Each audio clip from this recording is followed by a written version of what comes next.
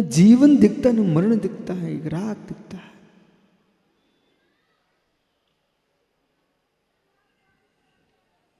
माताओं सुनो मैं क्या बोल रहा हूं। न जीवन दिखता न राग दिखता है। संसार में मां सबसे कठोर हृदय किसी का है तो आप ही का है। भले लोग आपको मां कहते हैं, लेकिन सबसे कठोर हृदय एक स्त्री का होता है। परेशान मत होना, मैं अभी समझाता हूं। सबसे कठोर हृदय जय भैया विश्व में किसी का होता है, एक मां का होता है। कितना छाती उसकी वज्र की होती है। जन्म से लेकर के मृत्यु तक अपमान सहन करती है। पराधीन जीवन जीना पड़ता है। जब चंद्रनखा यानी शूर्पणखा श्री राम से कहती है मुझे स्वीकार करो, तो राम ने लक्ष्मण की ओर भेज दिया। लक्ष्मण ने कहा मेरे बड़े भाई हैं, उनके पास जाओ। राम कहते मेरी तो पत्नी सीता है। वो झुंझला पड़ी, सीता के लिए झुंझला पड़ी। तब सीता ने कितना सुंदर संबोधन दिया है, आप पद्म पुराण में एक दिन पढ़ लेना। हे स्त्री, जन्म होते ही भार उपहास होता है। किसका जन्म हुआ? वो लक्ष्मी आ गई, एक उपहास था। 16, 17, 18, 19 वर्ष तक माता पिता की अधीनता में रहना पड़ता है।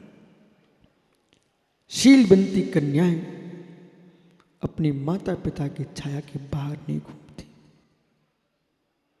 कुलवंती कन्याएं कभी बाजारों में बिना शादी के ओठों पर लाली लगा के नहीं घूमती। कुलवंती कन्याएं मित्र किसी के साथ गाड़ियों पर नहीं घूमती। कुलवंती कन्याएं बाजार में थैला टांग करके मेरे मित्र दुकानदारी करने नहीं जाती।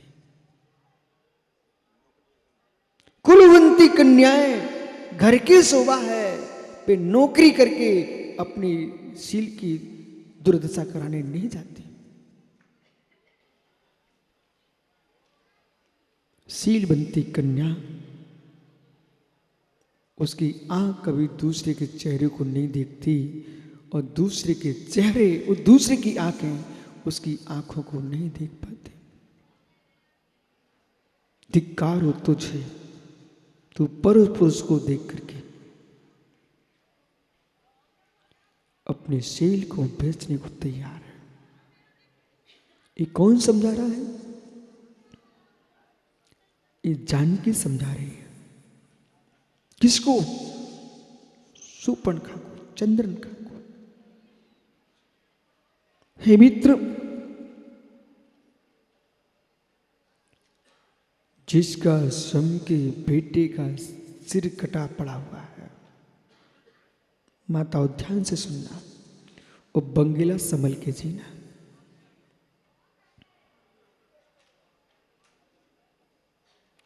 जब मद का नशा होता है, मदरा का, तो व्यक्ति विवेक खो देता है। पर मदरा के नशे में फिर भी लोग वाहन चलाते रहते हैं। पर मोह के मद में, राग के मद में व्यक्ति संपूर्ण विवेक खो देता है। भैया जय, बेटे का सिर कटा पड़ा हुआ है।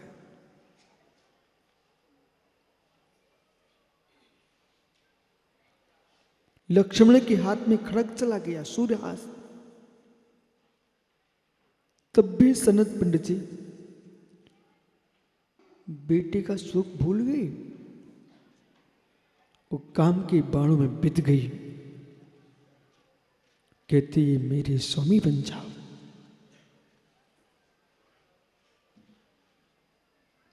इसलिए अमृतचंद स्वामी ने कहा, संरक्षण संहिता, जो मोह है जो राग है, जो विकार है, मित्र ये मदरा है। क्षण मात्र में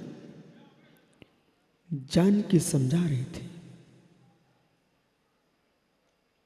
हे नारी कितनी कठोर तू, कितनी कठोर तू। बिटिया जन्मती कई है, बिटिया जीती कई है, तो बिटिया मरती कई है। माताओं, आपको तो इसी भाव में सत्य का निर्णय हो जाना चाहिए। जिस घर में जन्मी हो उस घर में जी नहीं रही हो।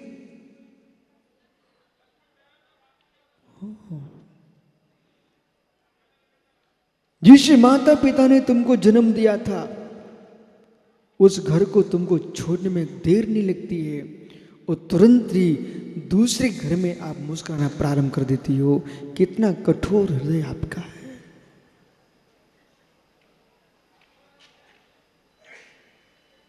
क्या हो गया?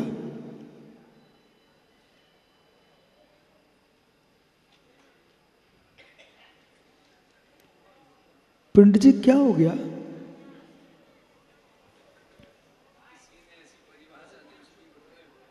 कितना कठोर हृदय है कि तुरंत मां के घर को भूल करके पति के घर में मुस्कुराहट आती है। कितना हृदय कठोर है, कितना हृदय कठोर है। इसलिए मोनू, इस भ्रम को छोड़ दो। कोई मेरे लिए जीता है, प्रत्येक जीव अपनी इच्छाओं के लिए जीता है। आप सोचो कि मैं अपनी पत्नी के लिए जी रहा हूं, बिल्कुल नहीं जी रहे हो। उससे आपकी इच्छाओं की पूर्ति होती है, इसलिए तुमको कमा के देना पड़ता है। मित्र, ऐसा लगता ही है, मात्र होता नहीं है। ऐसा लगता ही होता नहीं है। और जैसे राग का व्यंतर हट जाएगा, वही नारी आर का बन जाती है और वही नर मुनराज बन जाता है।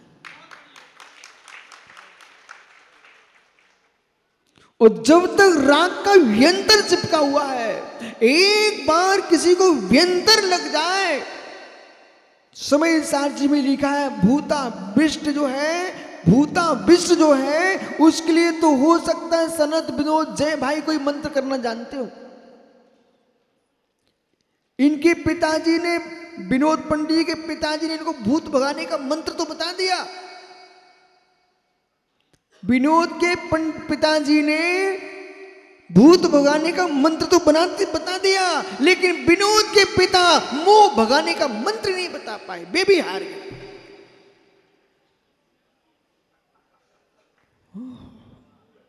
नहीं बता सके क्योंकि स्वयं बेचारा लस्त था उसी के अंदर।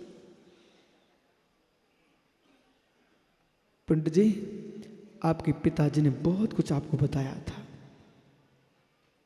कुंद कुंद स्वामी कह रहे हैं, अमृतचंद स्वामी आत्मख्यात की टीका में लिखते हुए सृष्ट आ गई, भैया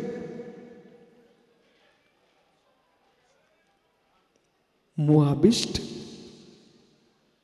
भूताविष्ट, मोहाविष्ट भूताविष्ट, विघ्न हुआ ब्रह्मयांति सांकनी भूत पन्नेगा। माता जी, विघ्न हुआ ब्रह्मयांति सांकनी भूत पन्नेगा, विष्णु निर्वस्था में आती स्त्री माने जिनेश्वर। जिनेश्वर के नाम लेने से भूत तो भाग जाता है, पर जिनेश्वर का नाम दिलाने वाले भी मोह के यंत्र को नहीं भगा पाते। अभी मैं खड़ा करूं बनारसी को तो जय भैया तुरंत भूत भगाने बैठ जाएगा,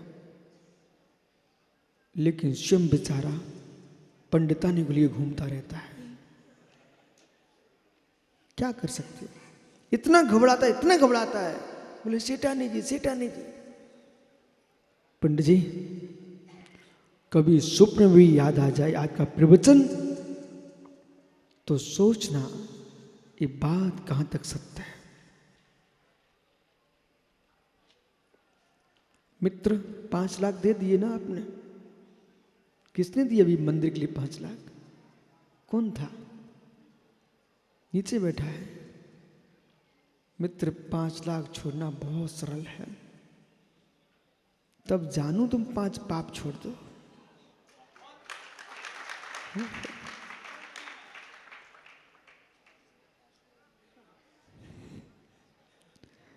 जय भैया मालूम क्या सोच रहे? बोले मेरे ग्राहकों को मिटाओगे क्या महाराज? मित्र तेरे ग्राहक नहीं मिटा रहा हूं, मैं अपने ग्राहक बढ़ा रहा हूं।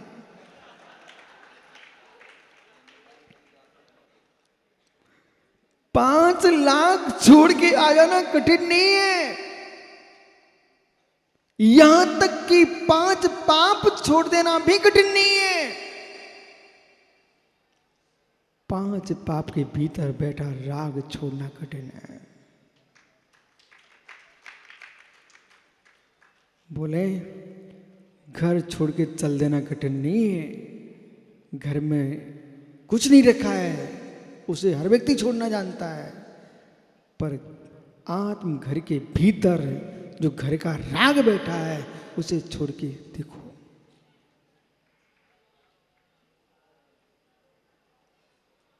जितना कठोर जितना कठोर जितना कठोर क्रोध नहीं है, जितना कठोर मान नहीं है, जितने कठोर माया नहीं है, उससे कई गुना कठोर लोभ है।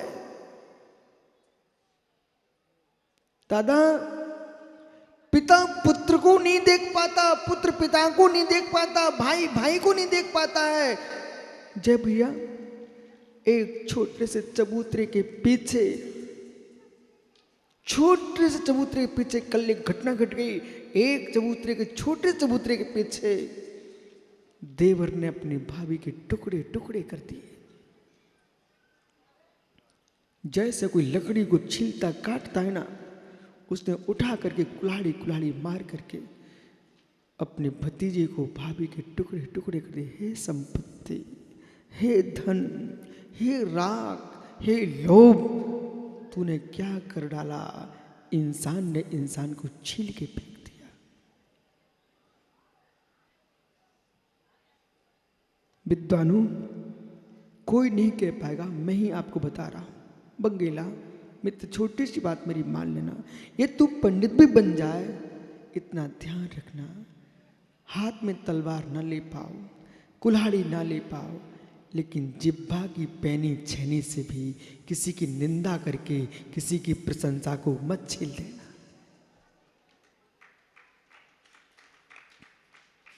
यदि तुम साधु भी बन गए और यदि आपको अपनी ख्याति पूजा का लाभ है, लाभ का रोग का लोभ छाया हुआ है, तो आपके मुख में वो छुरी चलने लग गई, बंगेला तो ऐसे ही है, कोई जानता मिलता नहीं है।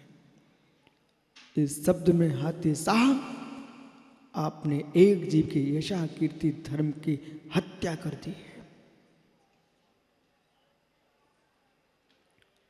और शम की विशुद्धि के छील छील के टुकड़े कर दिए। सौम्य सागर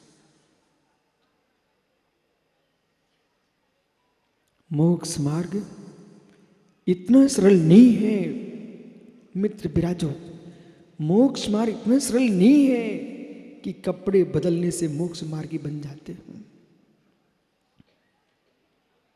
कपड़े बदलना मोक्ष मार्ग नहीं है, भाव बदल के बैठना मोक्ष मार्ग है। यदि भाव बदल जाएंगे तो कपड़े नियम से बदलेंगे, और भाव बदल जाएंगे तो कपड़े नियम से हटेंगे।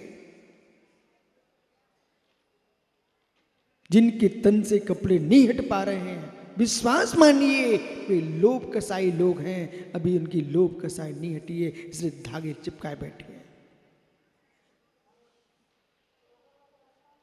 हर व्यक्ति से ऐसा प्रश्न करना, मैं आपसे विशेष बन के बात नहीं करना चाहता हूं। मुमुक्षु जय भैया, मैं आपसे विशेष बन के व्याख्या नहीं करना चाहता हूँ, मैं आपसे विशेष बन के चर्चा नहीं करना चाहता हूँ। मैं आपसे वो बात करना चाहता हूँ जो आप अपने घर के आंगन में चड्डी लगाए सामने घूमते रहते हो, वो वाली बात करना चाहता हूँ। हिलना नहीं कोई, अब रह समझ में आएगा। सनत विनोद मित्र, ये बातें तो कहीं भी कर लोगे, बात सुनो मेरी। पंडित जी, मुझे पंचग्राम प्रतिष्ठा का पंडित नहीं चाहिए,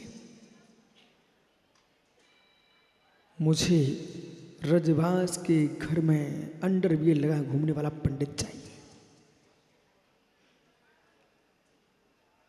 अब रह समझ जाओ, क्या समझाऊं? इस वेदी पर तुम जो आए हो वो पंडित बन के नहीं आए हो, पंडिताई दिखाने आए हो। विषय पकड़ना, घबराना नहीं आप। रहस्य पंडित, रहस्य। इस वेदी पर तुम पंडित बनते ही नहीं हो, दिखाते हो पंडिताई। पंडित तुम उस कमरे में बने हो जहां जनवाणी विराजमान है। विषय समझिए मैं क्या बोल रहा हूं। आपके घर के उस कक्ष को मैंने देखा है। जब मेरे चर्या आहार हुआ था तब आपने मित्र मुझे जनवाणी के दर्शन कराए थे, याद करो। अब तुम दोनों से मेरा प्रश्न है, तुम यहां पंडित बने हो कि पंडिताई दिखा रहे हो? 2 मिनट में ठीक कर ले तुम्हें सबको। देख पवन, ठीक हो गए। ईमानदारी से बोलो पंडित जी, सनत विनोद, जय भैया, आप लोग यहां पंडिताई दिखा रहे हो कि यहां पंडित बने हो? सुधर गए? एवं भूत ने से यहां पंडिताई दिखा रहे हो और कमरे में जब पढ़ाई करते तब